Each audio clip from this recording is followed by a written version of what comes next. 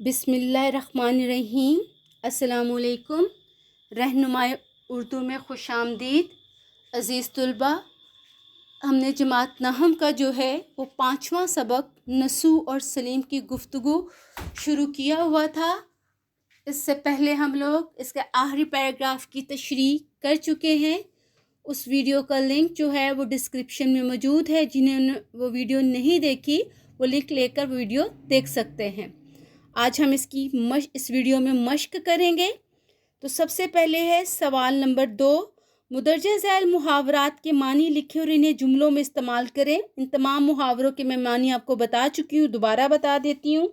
جی لگنا، اچھا لگنا، پسند آنا، کانوں کان خبر نہ ہونا، کچھ عطا پتہ نہ ہونا، بالکل بھی علم نہ ہونا، آوازہ کسنا، مذاق اڑانا، راہ چلتے ہوئے بدتمیزی کرنا، زمین میں گڑ جانا، سخت شرمندہ ہونا، دل کھٹا ہو جانا، اچھا نہ لگنا، بیزار ہو جانا۔ اس کے بعد ہے مندرجہ ذیل الفاظ کی جمع لکھیں۔ کتاب، سب سے پہلے جی خبر، اخبار یا خبریں، کتاب کتب، مدرسہ مدارس یا مدرسے، امتحان امتحانات، مشکل مشکلات۔ 5واں سوال ہے مندرجہ ذیل الفاظ کا تلفظ اعراب کی مدد سے واضح کریں۔ صورت، سواد کے اوپر پیش، واو کے اوپر جزم، رے کے اوپر زبر، تے ساکن۔ تعجب، تے کے اوپر زبر، عین کے اوپر زبر، جیم کے اوپر پیش اور بے ساکن۔ مسجد، میم کے اوپر زبر، سین ساکن، جیم کے نیچے زیر، دال ساکن۔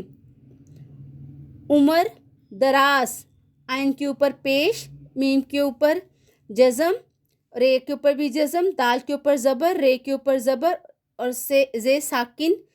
بصر و چشم، بے کے اوپر زبر، سین کے اوپر زبر، رے کے اوپر پیش، چے کے اوپر زبر، شین اور میم ساکن۔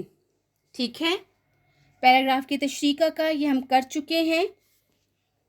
سوال نمبر 7 ہے متن کو مد نظر رکھتے ہوئے خالی جگہ پر کریں۔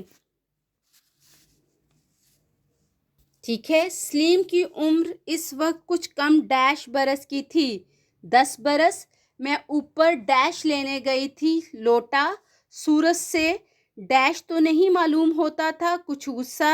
سلیم ڈرتا ڈرتا ڈیش کیا اور ڈیش کر کے الگ جا کھڑا ہوا۔ ڈرتا ڈرتا اوپر گیا اور سلام کر کے الگ جا کھڑا ہوا۔ اگلے مہینے ڈیش ہونے والا ہے، امتحان۔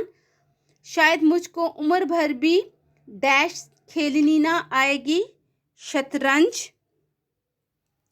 بڑے بھائی جان کے پاس ہر وقت ڈیش ہوا کرتا ہے، گنجفہ۔